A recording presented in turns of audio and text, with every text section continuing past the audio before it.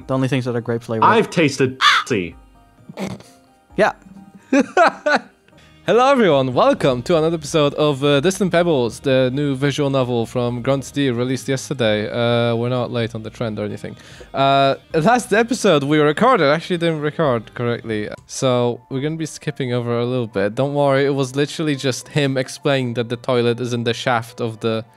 Actually, that sounds a bit weird. Basically, toilet is in this part of the ship. The other thing is in this part of the ship. That's it. That was like a solid hour of reading. But yeah, this is still says Right. Dirk the Red. Just ignore that. Most of them take no time at all.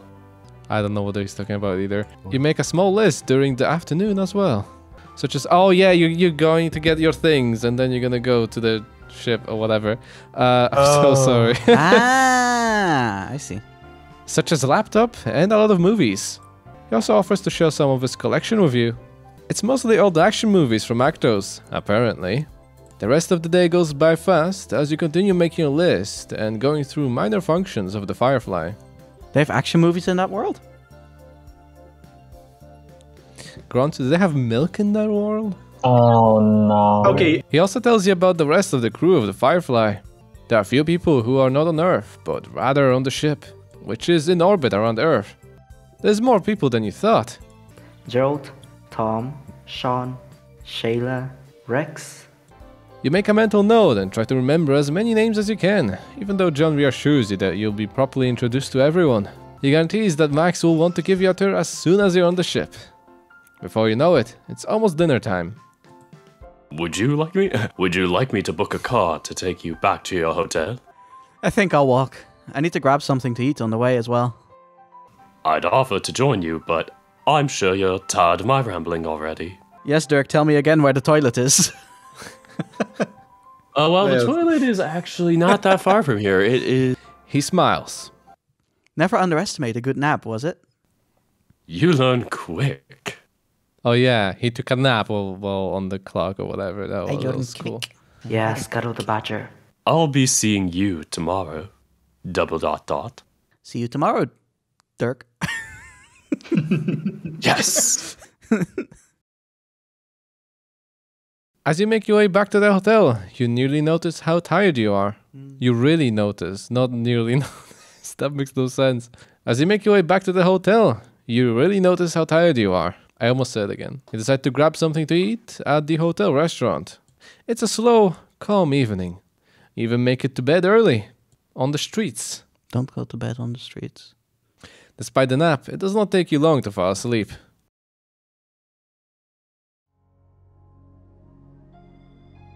You're like a memory I can't quite remember. But you're real. And every time I see you, I get this pleasant feeling. Like coming home after a long day. Like a warm shower on a cold morning. It is pleasant. His embrace. There's always a hug in this dream. I've had it before. The setting, the same person. Even if I can never see his face. Then how do we know he's handsome? You just know it in your heart. You feel his beard. And you're like, oh, beard, yeah, that's handsome, right? Or tell what his voice is. But it is pleasant. Just like a memory that one can't quite remember. One day, I want to meet you for real. For now, let's rest. You feel him pulling you closer. This is nice.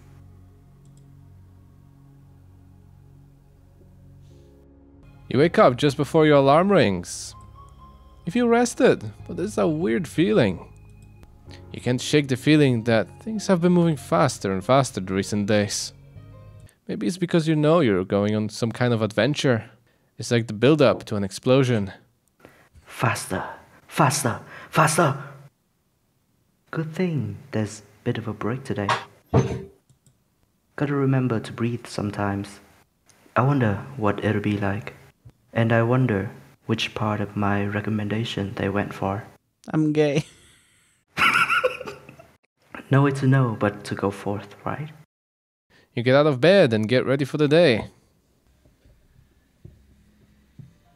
Oh, that's so saturated. Holy Just as you're having breakfast at a cafe where Commander Steele first interviewed you, your phone rings. It's Julia. Good morning, Julia.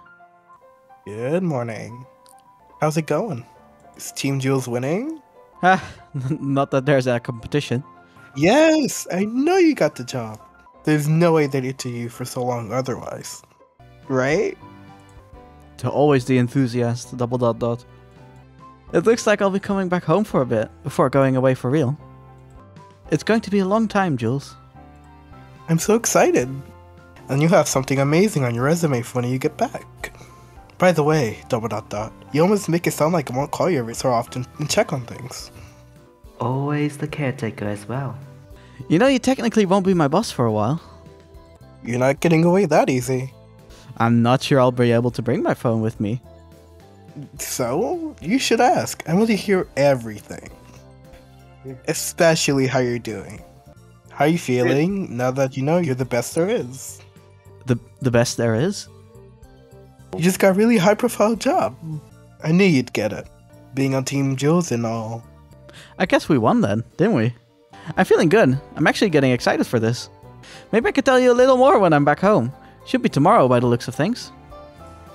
I can wait. I can't wait. Sorry. I'll see you then. ... Take care. Bye, Julia. That's an interesting question. But there's no way my phone will work in space. Right? You make a note to ask. Maybe I can word it in a good way as to not seem weird for asking. Such a bottom. Wouldn't it be cool if... ... Confidence is a weird thing. You finish your breakfast and make your way to the hotel lobby. You catch up on emails and the news on your phone as you wait. There's not any interesting news. A lot of work, however. They must be swamped back home. Home. You don't really ever think that much about home. But it is there. Maybe that's just what home is? As usual, you spot them instantly across the hotel lobby. Who wouldn't, with how different they are? It's John and Max this time. They walk across the lobby, making sure not to keep some space away from most everyone. What? The not is a typo. Yeah, that's what I'm thinking. From most everyone is definitely a lie. A few people can get up close, you know? Like Frank. Maybe it's because of the scrambler? Good morning, comma, ... Hey, comma, ... exclamation mark. You ready for today? Good morning. Plenty of rest and ready for the day. Sounds like it'll be a lot of fun. Plus, we'll all get to know you. Oh, whoa. He smiles a broad smile as he says that. As opposed to like within your country, you know? Like a local smile. A local Where to? We walked here, but there's a car on the way. We're going to a museum first. You can help but laugh a little. Makes a lot of sense, actually. Right? After that, we'll have lunch somewhere and continue towards an arcade. It's all booked. Have you played a lot of laser tag? ... question mark. I wouldn't say so. I'm pretty decent.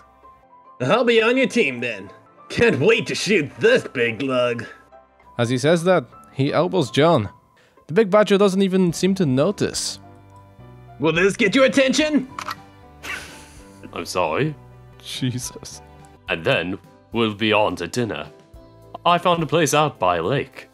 There'll also be a bartender serving drinks. There's the option to stay there overnight. So bring your own toothbrush if you want to stay there. There's also the option to go back, so don't stress it. I'll grab it just in case then. You let them know and quickly return to your room and grab your toothbrush, some toothpaste, and a fresh pair of underwear. Within a few minutes, your two new colleagues guide you out of the hotel and into yet another limousine. The car ride is quite pleasant, but you feel like you're definitely stuck in the middle of the opposites. John seems calm as can be, and on the other hand, Max is so energetic he could make commercials for energy drinks. After a few minutes, the car stops outside the National Museum. Mike is so tiny. They're all back. He is tiny. Mike is so short. Max leads the way, then heads off to pick up your tickets. You find the rest of the members of the Firefly waiting there for you. Good morning. Good morning, Double Dot Dot. Ready for the day? Good morning. Yeah, I'm looking forward to it. You really planned a full day. The idea is to go all out and to get to know you better, as well as saying a proper goodbye to this place. As you finish talking, Max has finished sorting the tickets. And the 5 of you enter together. Why is there comma here and not... Oh.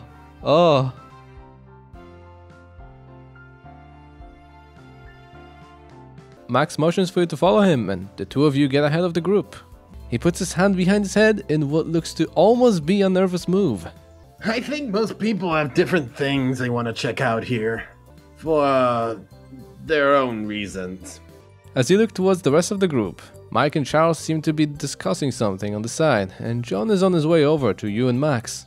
Seems like it. There might be a tour or so, but I'd probably be more interested in just spending time with you. All. God damn it. Y'all. No, not y'all. God. Seems like it. There might be a tour or so, but I'd probably be more interested in just spending the time with you all, to be honest. Would you like to tour the museum together with me? If that would be alright with you. That's not a bad idea. It'd be nice to get to know everyone some more. Whoa. He's so big. Oh my god. You simp. No. You hear a deep voice behind you. Before leaving the world and traveling beyond the stars, I'm glad you're not opposed to the idea. That you're not opposed to the idea. There's Damn. some word missing. Now then, I promised Max I'd go with him and you at the museum if you were alright with it. You can help but shake your head and smile at that. No. No. Morning person, Max. What does that even mean? I don't know. It's like code. You'll never know. Cryptic messages. I think I can handle you today. No scrambler this time. Max laughs at that. That's true. John raises an eyebrow questionably. Questionably? Questionable eyebrows. What does that even mean? John raises an eyebrow questioningly. I feel like I've missed something interesting. There was this thing with the scrambler you guys have. First time I saw Max, I think I kind of saw through it. I knew he wasn't what he appeared as, but My main. My main. The mind. Was it like a Roadhog or Zenyatta or like what? King Roadhog. But my Soldier 76 could not quite place it. It was different. That sounds interesting. You seem fine with it now. Makes sense why Mike asked me to turn off my scrambler before we met. ... Do you ever worry you won't remember to turn it off before going out in the streets? I'd say I'd have it on more often than not. It's more rare that I ever turn it off. Ditto! Ditto, eh? A question strikes you like a bowling ball. Have you watched any movies from Earth, Max? I have. I find it a good way to learn. Plus, humans make some great movies. Have you seen anything by Neil Breen? I'll let you and your niece stay in my place. I'll stay in the car up front. No, we can't stay here. It'll be fine. I'll clean it up. There's no way in worry hell about we it. can stay here. No. Anything by Neil Breen is just so good. is good. Yes!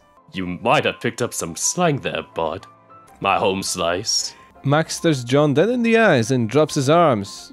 And drops his arm to his sides. So one arm to both sides. So arm down the middle. Sides.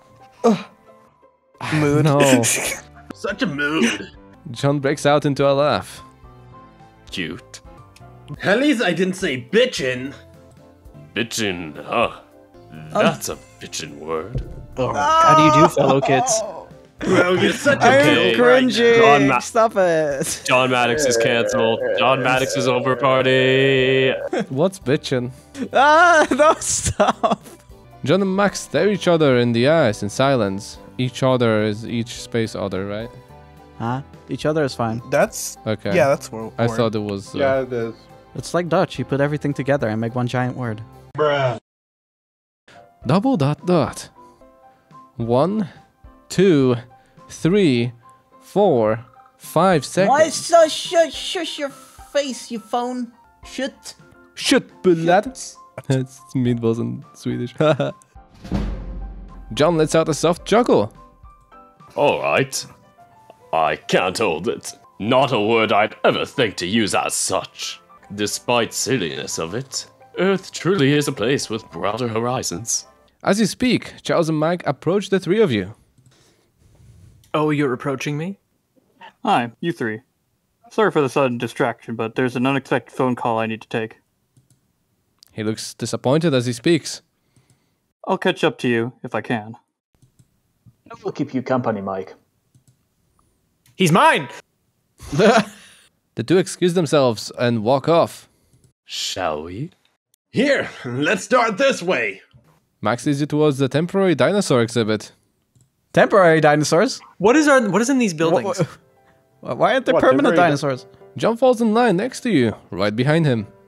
You end up in front of a large replica of a T-Rex skeleton. John looks at a plaque that contains a short description of the exhibit. Max looks over his shoulder. There's nothing like this in Arctos history. Like they don't have plaques in Arctos? Earth seems like it has a longer history than Arctos. That's surprising. Arctos seems so technologically advanced. From what I've learned about Earth, you're not wrong, but relatively, our history is short. A few thousand years. There was most likely a mass extinction event at some point, but there's no fossils or similar things like this. Max seems unusually quiet. You look over him and he seems to be in a deep thought. Both you and John stay quiet for a second until Max speaks up. That's why I wanted to join the forces. In a way. You haven't known Max for long, but you're not sure you expected him to open up like this. He always seems so lofty, rushed. Can I just say that this music is slapping?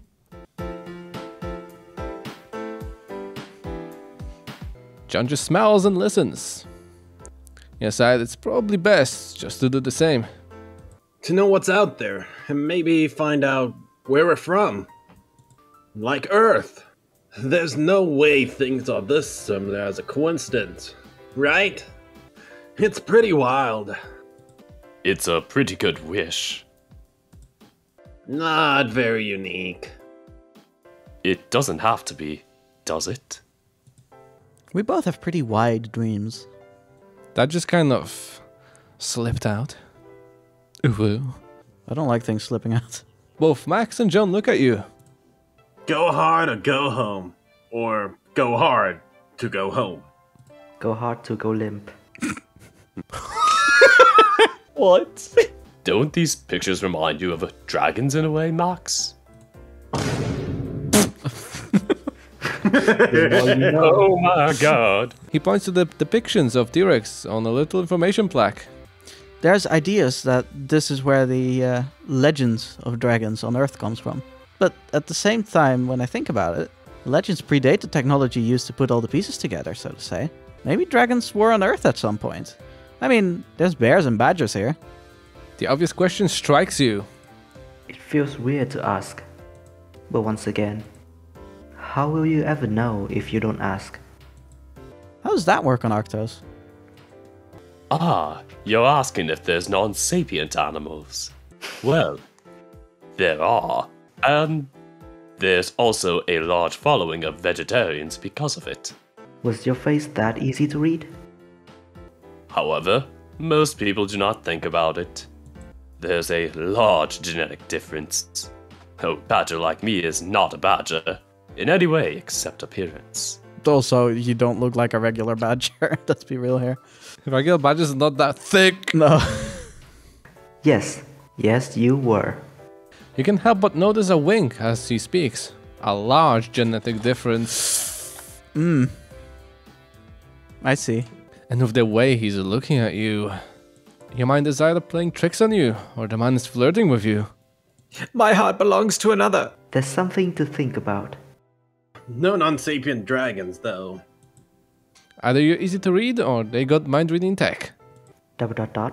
What? Glitter, rainbow sparkles, banana spaghetti, explosions! Nope, no mind reading tech. Your mind is a weird place sometimes. And no dinosaurs. Nope. I'm going to take a leak. John points towards a nearby restroom. Ah, good timing. I'll join you. Uh-oh. Let me help! I'll help you! Max waits outside while the two of you make your way inside. And so Oh, it God. begins. What are we doing? John walks up to one of the urinals. ... Stare.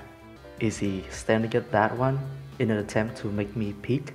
This is direct. Not like anything you're used to. You walk up to an empty urinal and start doing your business. Or probably better to just ignore it. Even if it'd be a lie to say that you weren't curious. Aldemar enters the room and takes the urinal between you and John. He whispers something to John. John lets out a laugh and responds in a rather loud voice. Oh, not interested. But thanks for the compliment. Impressive. Jesus Christ. Nice. Nice. Isn't that perfect? Nice. However, if my friend here was to ask, it would be another story. What Who are you says that? saying? Nobody says this. What? Just wanted a f***ing drink or something. What? He just wants to buy him a drink or something, and then... Okay, right. It's a bad place to in say the that you urinal? want a drink. I know. In a urinal. Okay, never mind. Just ignore me. That's not what I meant. Oh, sorry. Turns out this place is full-on cruising area, by the look of it. The bathroom at the Dino Museum? The two of you finish your business and exit the restroom. What? Man, Grunt is really taking inspiration from Terving's like transition. Hey! I just think you're impatient, Shin. I am. You then meet up with Max, who has been waiting for you to end this episode of Distant Travels. Thank you guys so much for watching. Hope you guys enjoyed. Like if you liked it, subscribe to see more content like this. And yeah, see you guys later. Bye! Bye.